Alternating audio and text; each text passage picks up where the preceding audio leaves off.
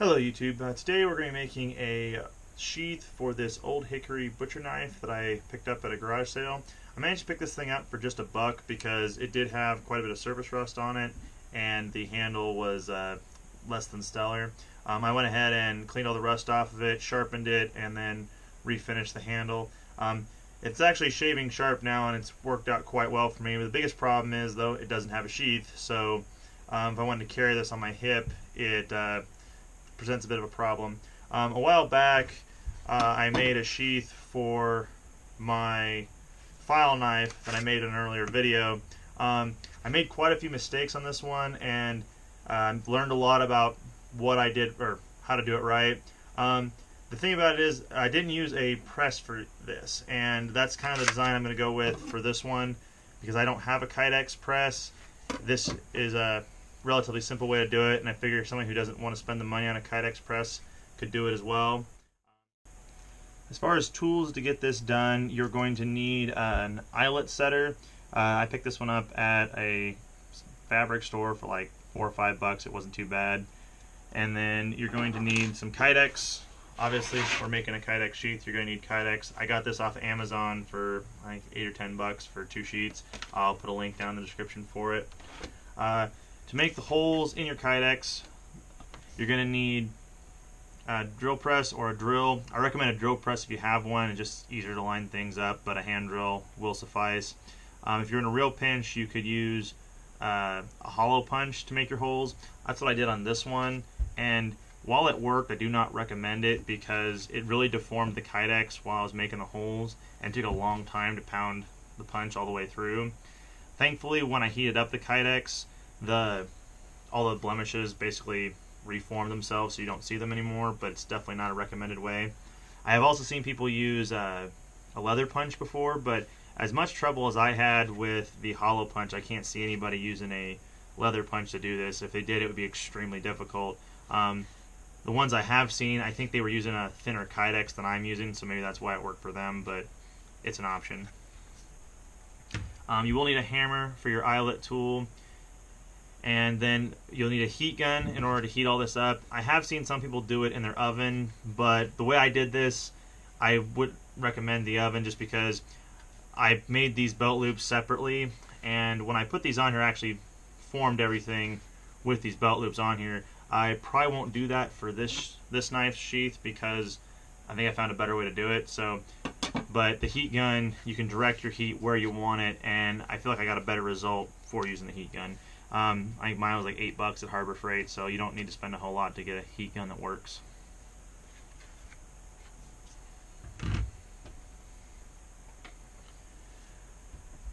I guess other thing is eyelets. I picked mine up off of Amazon. They're 1/4 inch black, supposedly military grade eyelets. I went with 1/4 inch because I plan on running paracord through these holes, and that way I can lash this to a pack if I wanted to, especially this one because once this sheath is done, this is going on the outside of a pack. Alright, so the first thing I'm going to do is trace out 2 copies of my pattern onto my Kydex here, and probably what I'll do is I will just measure this out to cut this piece off here because then I can turn that into belt loops and it saves the biggest portion of my Kydex for later use.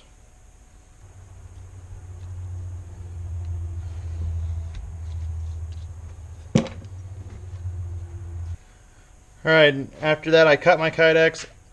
Most people I've seen use a scroll saw or a coping saw.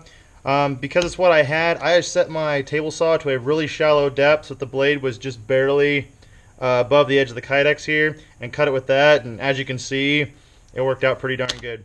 The next step is going to be to put our 2 halves together, and I generally put them the side that I want facing out in first, and I'll transfer my hole pattern to them, and then we'll go drill them out.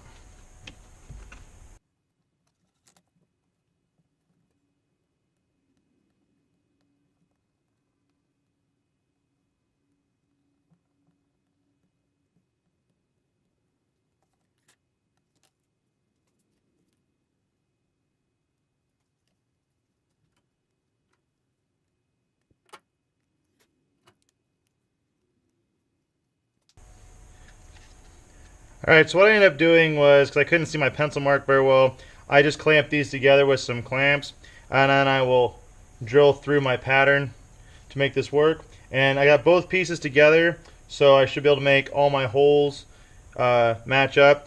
Well, also what I'll probably do is I'll probably drill just a few holes.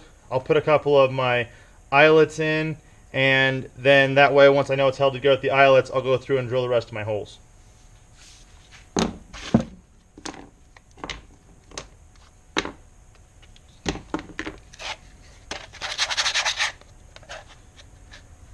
Now that I've got a few of my holes drilled, I'll go ahead and flip things around here so that I have the side that I want on the outside here. And I'm going to go ahead and put in a few eyelets, that way I know my two pieces are going to stay in the same place, and then I can put my pattern back on here. I should mention at this point, part of the reason this works without having a Kydex press is what we're going to do is I'll make the sheath, eyelets and all first, and then after we're done, we'll heat it up. And then once the Kydex is pliable, I'll go ahead and insert the knife, which will then allow the Kydex to form to it. Another thing to pay attention to when you're doing this is remember which side of the sheath you're going to have out. I plan on this being a right-handed sheath, so I'm putting the the mushroom side of the eyelet on the outside, so that when I roll this over, that'll be on the inside. It just looks a little nicer this way in my opinion, and if you don't get overzealous and screw up your eyelet, then it'll actually look really good. To set these, you just take this, set it on something sturdy. That'd be my anvil on my vise here, and then lay it in there, put the top on, and just give it a few taps.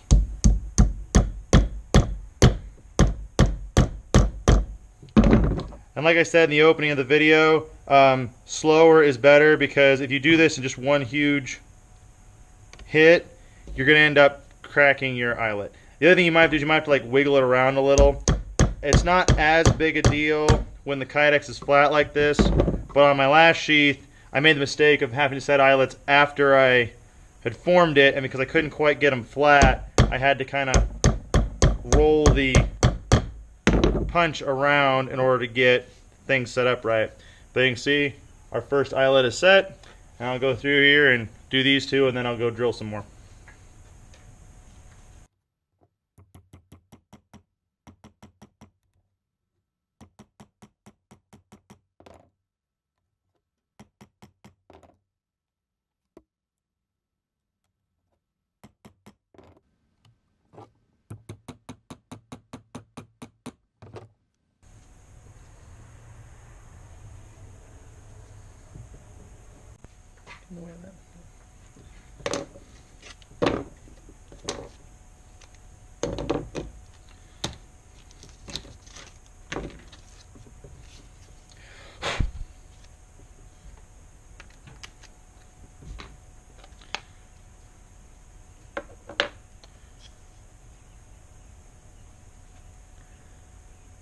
Okay, now that I got all my holes drilled, I will go ahead and set all my eyelets.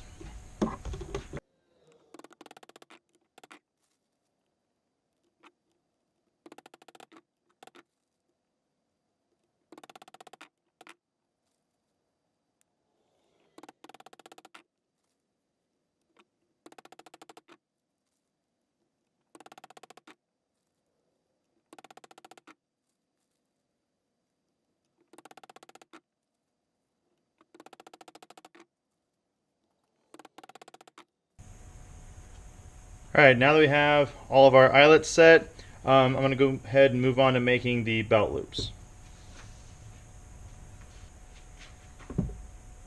So originally I had a plan, kind of using my old belt loop template on how long and wide I was going to make these, but then I looked at my scrap I have left over, and this piece is exactly 8 inches long. So I'm going to cut it in half and then cut each piece in half so that I end up with belt loops that are 4 inches long and roughly 1 3/4 wide. What that'll leave me with is I plan on making kind of a, I don't know if you can see the bend there. You'll see it better when I go to make them. Kind of an arch, and so that should give me roughly 1.5 inch belt loop in between my holes. And so let me get this cut and we'll see how it turns out.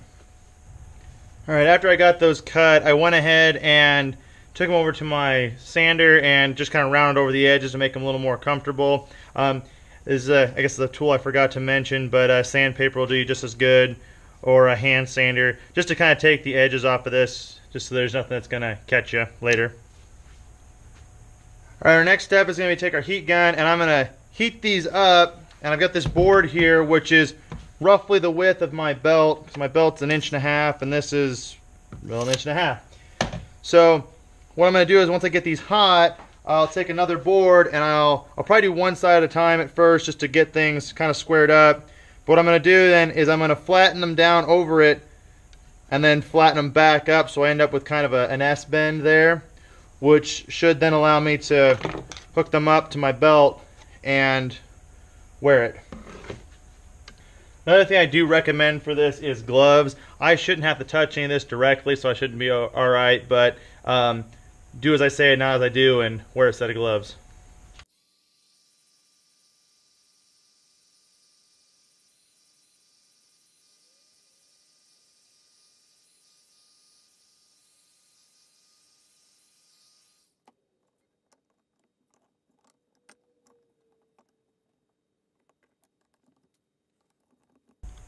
This is why it's always a good idea to have a lot of scrap lumber around your workbench.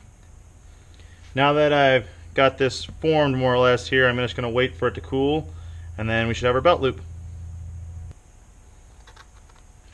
Alright, and then we have our belt loop. I don't know how well you can see that.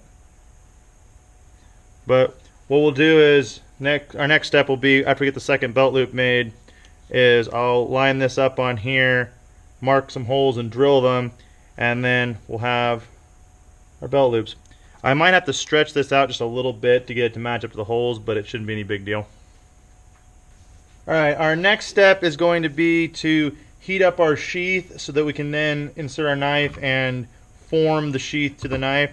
I'm going to heat both sides, and once I get it hot, I'm going to put the knife in, and then I've got some cloth here I'll use to press it down. I'm not using any cloth on the opposite side here because I want this side to be more flat, so that way when I put it on my hip, the knife will stick out on this side, but this side should be relatively flat. I will end up heating both sides though, just to give, so I do have a little bit of forming over here.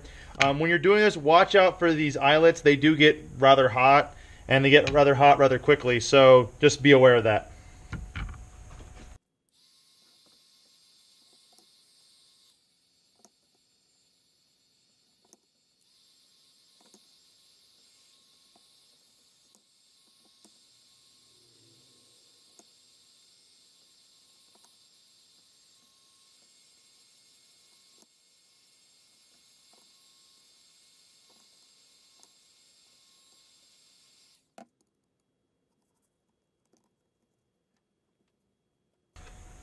Now that the Kydex is cooled, you can kind of see here, it's a friction fit, but I didn't get it quite as tight as I would have liked. So what I'm going to go ahead and do is I'm going to reheat this, and then I'm thinking when I put my cloth over it, I'll put these boards right here to give me a little more to push down on.